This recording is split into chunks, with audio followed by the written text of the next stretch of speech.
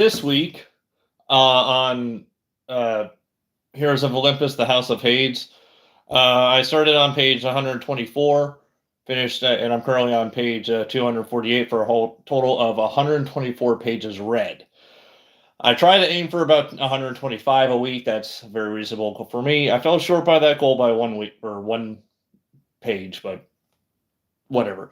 Anyway, starting off at the top, for the first time that I can remember in a Rick Riordan book that I've read, I think I found a typo. On page 131, I noticed it. So hold on, I'm going to grab my book so I can read it word for word. The little typo, 131. Okay. And now tell me if this makes sense to you. Okay, maybe I'm misinterpreting it, but hold on. So he was doing all right until he took his first backward step towards the arch. One of cows, either the bravest or the stupidest, took that as a sign of weakness. What I think he meant to say was one of the cows. Maybe I'm misinterpreting the sentence. Maybe he meant something else by that, but he says one of cows, either the bravest or the stupidest, took that as a sign of weakness.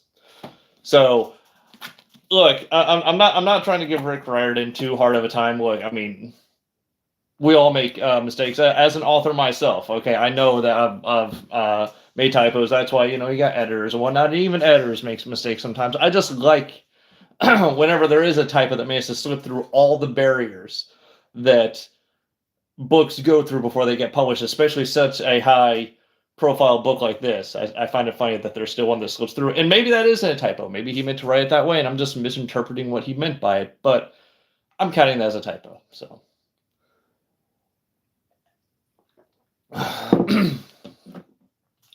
all right. Moving on. So there aren't that many notes I have to make this week, but the next one is so the majority of the team, the Prophecy of Seven, have to go to the House of Hades, which is in Rome. It's this temple that they have to go to, and there's all these trials they have to go through and stuff like that. Anyway, so part of that process, they're going to have to eat something made of barley. So they have these barley cakes made to help them with that, and I'm making a prediction now. Okay, so they have these barley cakes, so they can eat this barley to help them, go through these trials. But I'm making a prediction that something's going to happen to those barley cakes that they made, and they're going to have to come up with something on the spot. Okay, some kind of alternative on the spot to make it work. And maybe this is just, I feel kind of bad thinking this, but I was like, okay, they're going to have to come up with something else to, that contains barley. What else contains barley? I'm thinking, what else contains barley? I'm like, ooh, beer. Beer contains barley, right? And then I was like, wait, no, Rick Riordan can't have a bunch of teenagers drinking beer, because, I mean, I'm sure there's books out there that where there is underage drinking, but Rick Riordan is not that kind of person, right? And I'm like, okay, well, maybe they won't be drinking beer. Maybe non-alcoholic beer. And I looked up, does that still contain barley? And it does. So not an alcoholic beer, but even that, I don't think Rick Riordan would dare risk doing in one of his books. Even remotely encourage underage drinking in his books, especially with his target audience being teenagers. No, he's not going to do that. Hunter Gonzalez, hi, how you doing? But either way, I still think that something's going to happen to those cakes, and they have to find something else. And they're in Italy right now. I'm sure there's all kinds of things that contain barley, some kind of bread or some of that. It was just my dumbass thinking, oh, beer, have the teenager drink beer,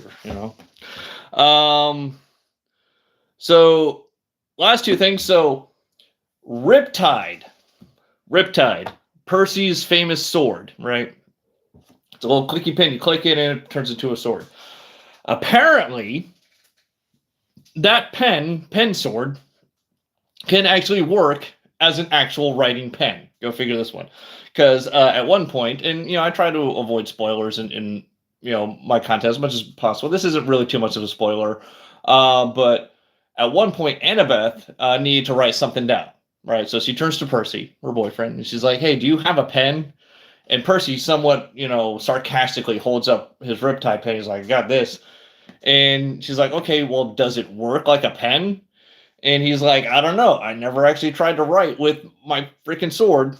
So she's like, "Well, let's try." So he clicks the pen, and of course, it turns into a sword, right? And he's like, "Okay, so now what?" And she's like, "Well, what if we take the pen cap, right? And put it on the other end, because when you write with a pen, you take the cap off, you stick it on you flip it around, stick it on the other end, and you write with it that way." So let's try that. So he does. He basically takes the pen cap, sticks it on like basically the hilt of the sword, right?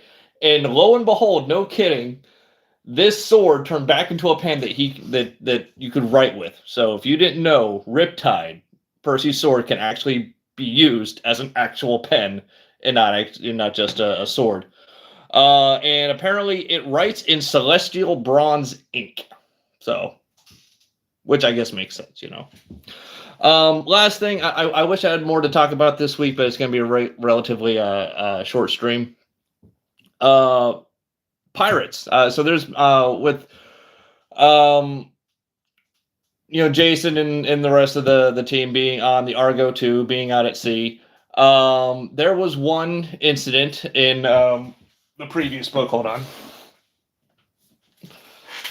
The Mark of Athena, where they came across some. They didn't exactly call them pirates at any point, I don't think, but they were basically robbers at sea. And then there was another incident in this book where they're on their boat at sea and they try to get robbed again. So, and again, at no point does the book call them pirates, but essentially they were pirates. So I think it's kind of cool, that there's been pirates in this book series, even if the book doesn't want to call them pirates. They're essentially pirates. Because I don't know. I mean, yeah, they're you shouldn't really romanticize pirates, but I've always had an interest in pirates. I always thought it was fascinating. So to find pirates unexpectedly mentioned in the book series I'm reading is pretty cool. But yeah, that's basically it. Very short stream. It's been kind of a rough week for me. I didn't get as much reading done as I wanted to, and therefore I have not had as much to talk about as I want to. I try to make my streams last at least 10 minutes, and I'm at about 7:44 minutes. So not quite 10 minutes. This is hands down my shortest stream yet, but at least I got my stream out there, and I've been able to keep this up. And actually, this one is actually turning out to be a much more as sad as it might be, a much more livelier stream than my one last week was, because barely anyone showed up for this. At least I got people showing up and saying hi, so it's a better stream than last week. I'm actually gonna, and I think that has to do with me doing my streams on Saturdays now. I used to do them every Friday at about 8:30, and I noticed that my views were slowly falling off when I was doing Fridays.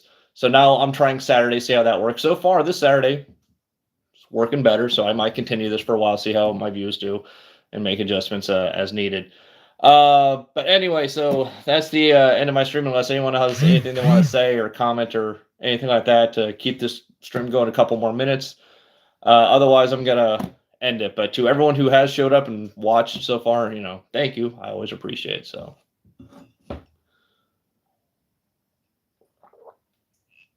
yeah, that's it. Thank you.